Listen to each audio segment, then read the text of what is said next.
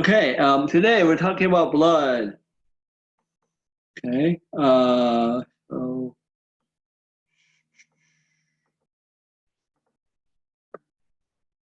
okay, so the circulatory system is divided between the cardiovascular and the lymphatic. Okay, the cardiovascular system is a pumping system, right? The heart pumps the fluid around. The lymphatic system is actually part of the immune system. It actually does the filtering, and we'll cover that in a later chapter. Okay, the blood is a transport mechanism for nutrients, signal molecules. Okay, respiratory gases like oxygen and carbon dioxide, and waste products. Okay. All right.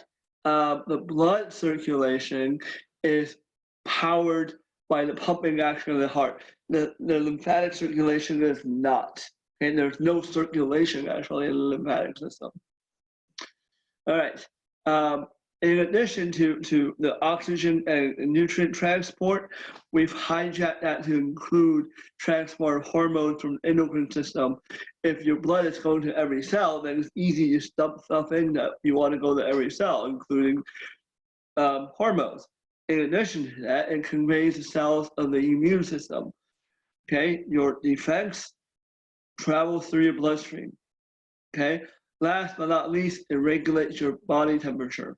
Okay, I'm sure you guys realize if you guys are hot, you guys start to become red. Okay, because the blood is going to the surface of your skin to actually evaporate off. Okay. All right, blood volume. The male blood volume is 5 to 6 liters. The female blood volume is 4 to 5. Okay, and females are just a little bit smaller. Okay, blood has cellular and liquid components. Okay, so let me show you this picture. Okay, if I take the blood and spin it, okay, the heavier stuff falls to the bottom. So the bottom, on the very bottom, is the erythrocytes, red blood cells. Okay, they make up about 45% of whole blood, and they are the most dense component. In the middle, you have this little tiny white layer that is called the buffy coat. The buffy coat consists of the white blood cells and the platelets. Okay, and then you have the plasma. The plasma is the least dense component. Okay, and basically the plasma is water with ions, nutrients, waste, and 3 different classes of proteins. Okay, one is albumin. Okay, albumin are these big, huge proteins that are in the blood, and they actually keep the osmotic pressure of the blood from being too low. So the albumin keeps the blood vessels from leaking. Okay, if you don't have enough albumin in your bloodstream, then your blood vessels will leak. If you close your eyes and you can remember those pictures of the starving babies in Africa and stuff, all of them have like you can tell they're kind of wasting away, but they have very full bellies. Those bellies are not full of food, obviously. What they're full of is fluid from the bloodstream. Okay, they're not eating enough protein. Therefore, they're not making enough albumin. Therefore, the fluid is leaking out of their bloodstream. Okay, and that symptom or disease is called kwashiorkor. Okay. Globulins include antibodies and blood proteins that transport lipids, iron, copper. So these are kind of the important components that proteins have to transfer. Okay, and also for iron and copper, keep away from bacteria. Okay. The last one is something called fibrinogen. Fibrinogen will generate something called fibrin. Okay, fibrinogen is blood soluble or water soluble. It will flow through the bloodstream like really easily. However, if it's activated, okay, it turns into fibrin. Fibrin is completely insoluble in water, so you can clot anytime. Okay. Okay. The blood cells, white blood cells, red blood cells, and platelets. Okay. Although platelets are not really a blood cell, and if you get really, really technical about it, erythrocytes are not really a blood cell either. Okay. Okay. So here are the red blood cells, the white blood cells, and the platelets are these little tiny blobs here and here. Okay. Okay.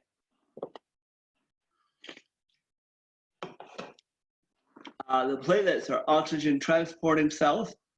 Sorry, the red blood cells are oxygen transporter cells. Okay. They have a diameter of 7.5 microns in diameter. Like it literally, if your blood is normal, your platelets or your erythrocytes are exactly 7.5. In fact, it's so precise. People use that when as a ruler.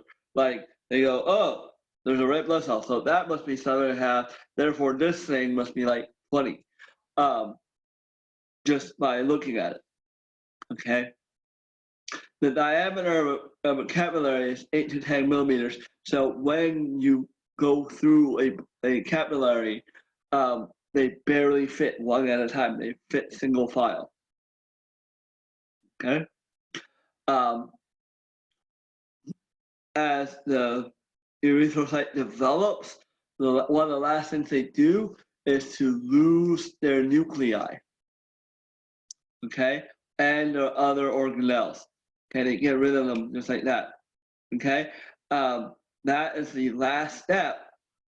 Okay, so if I see in your blood that your blood cells have nuclei, that means you're suffering from very severe anemia.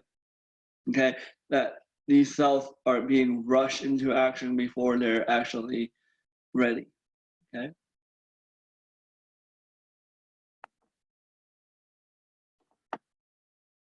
Okay.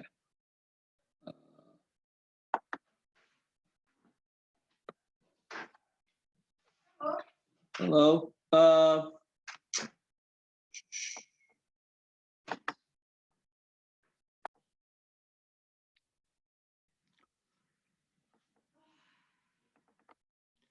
Okay.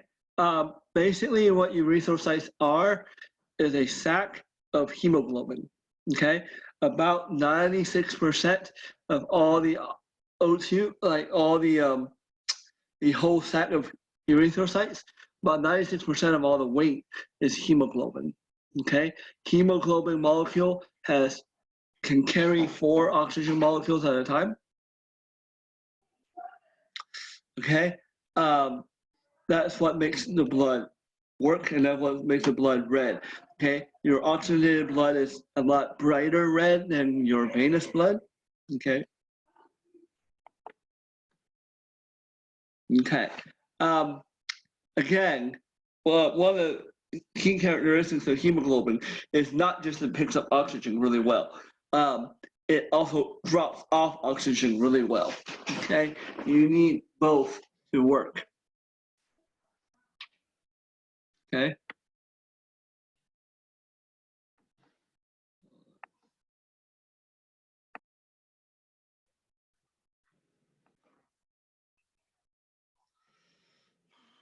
Okay. Sorry. Okay. So let's see. Okay. White blood cells. Okay. White blood cells protect the body from infectious microorganisms. Okay. They function outside the bloodstream in the loose connective tissue. Okay. You guys remember the video for week 1? Okay. The white blood cell was doing is called diapedesis. It is where they leave the capillaries to do their job. Okay, all white blood cells originate in the bone marrow. Okay, there are two types of white blood cells. Granulocytes, in which they have granules, and agranulocytes, in which they do not have granules.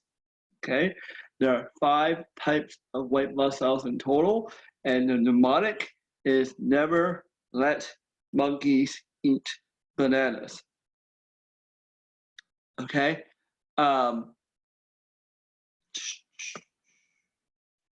okay, never neutrophils let lymphocytes, monkeys, monocytes, eosinophils eat, and lastly, basophils bananas.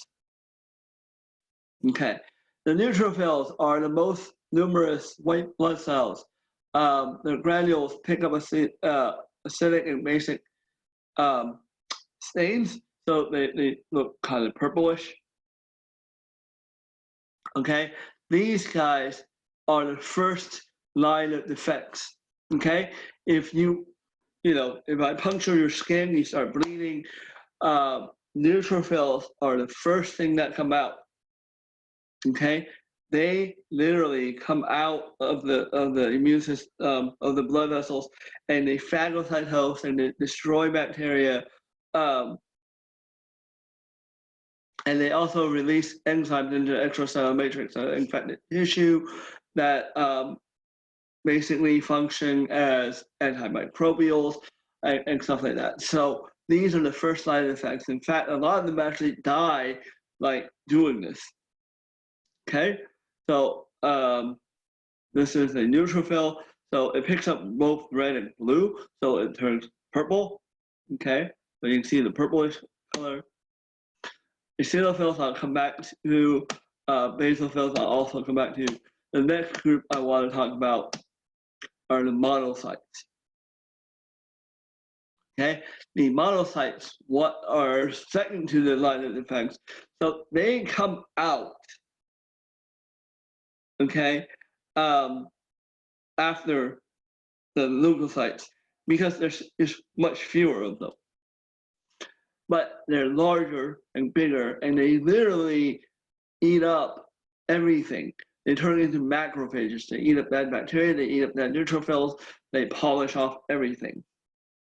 Okay? All right. Now we can go talk about basophils and eosinophils. Okay? So neutrophils and monocytes, they're cells, okay, and they can eat smaller cells like bacteria, but they can't eat larger things than they are. Okay? This is where the eosinophils actually come in. Okay, there's one class of organisms that infect us that are bigger than individual cells, and those are worms, parasitic worms. Okay, what they do, these guys, okay, see all the little red blobs there? The little red blobs are granules, okay, that actually cause they actually cause little explosions and stuff. So they creep up to a worm and they release these little blobs, and these little blobs will start blowing holes in the worm, and the worm will leak out and die. Okay. Basophils, they are used, they secrete histamine. Okay, histamine functions in the inflammation response. Okay, or the allergy response, if you want to think about it that way.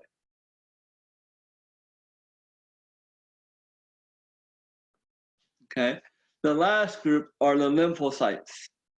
Okay, lymphocytes are really important cells in the immune system. Okay, they function when the other lines of defense fail, and we'll talk more about that when we talk about the immune system. Okay. Okay, there are two classes of lymphocyte, T cells and B cells. T cells attack foreign cells directly. B cells actually multiply to some plasma cells, and what they do is secrete antibodies. Okay, don't worry, we'll cover this in much more detail in one of the future chapters, and you'll cover this in much more detail in microbiology if you guys haven't taken that yet. Okay. All right, platelets. Okay, they come from these big, huge cells called megakaryocytes. Okay, and they function in the clotting of blood. Okay, so what happens when you have a cut? That cut attracts platelets. Okay, and they actually kind of blow up there and stick to that wall, and that starts to seal off the cut.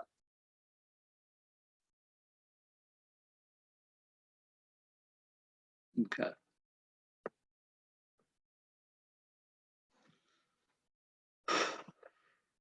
Okay. Um, Hematopoiesis is a process by which blood cells are formed in red marrow. Okay. It's either called hematopoiesis or hemopoiesis. They mean the same thing. Okay. 100 billion new cells are formed each day, which means 100 billion blood cells die each day. Okay. And bone marrow, okay, actively generates new blood. The red marrow is the one that's actively working, and they're only located in certain places, okay, in the shoulder girdles, in the proximal epiphysis of the humerus and femur, okay, between the trabecular spongy bone and the axial skeleton, okay. They're not everywhere. Yellow marrow is the dormant marrow, and that's usually located in the long bones of adults. Okay, and that's basically fat. But if you're chronically hemorrhaging blood and stuff, your yellow marrow can activate back to red and stuff like that. So, okay. Okay, blah, blah. We can talk about this when we talk about blood vessels, but the blood enters um, the blood is actually made in the bone marrow, enters the bloodstream through something called blood sinusoids. Okay, we'll cover that in the 2 chapters when we talk about blood vessels. Okay. Blah. Okay, so I just want to show you this picture. Okay, so all these cells, okay, everything here is made from these precursor cells, and they sit around the bone marrow. Okay, okay. Disorders of the blood. Okay, polycythemia is abnormal excess of red blood cells. Too many red blood cells is actually bad for you. Okay, too many makes the blood thick. The thicker the blood is, the harder it is to pump, and the easier it is to clot. Okay, anemia is where the erythrocyte levels or hemoglobin levels or even the blood levels, the volume of blood levels are too low, and that means you're not getting enough oxygen to where you need to go. Okay. Okay, sickle cell disease. I'll explain this more when we talk about the capillaries, but basically sickle cell disease results. Okay, normally blood cells are circular. When you turn a circular thing into a big C shape, the C shape is usually bigger than the capillary is trying to go through, which clogs. The other thing about C shapes is, look, if I have 2 circles, they don't cling to each other. If I have 2 C shapes, they do. Now they can get stuck together. In fact, one can get stuck this way, another can get stuck this way, another can get stuck this way. So they can actually cling together in huge chains and stuff. And that obviously can't go through the smallest blood vessels, and that can cause blood clots. Okay? And causing blood clots can result in ischemia, lack of oxygen, and lack of the removal of waste from cells. Okay? And that actually is actually what hurts the body more. Okay. Okay. Leukemia is a form of cancer. Okay. this disorder of platelets, thrombocytopenia, is where you don't have enough platelets. If you don't have enough platelets, your clotting time is going to be slow, and therefore even slight amounts of slight cut can be potentially dangerous. Okay. All right, we'll skip the blood throughout life. So that ends this really short presentation. All right.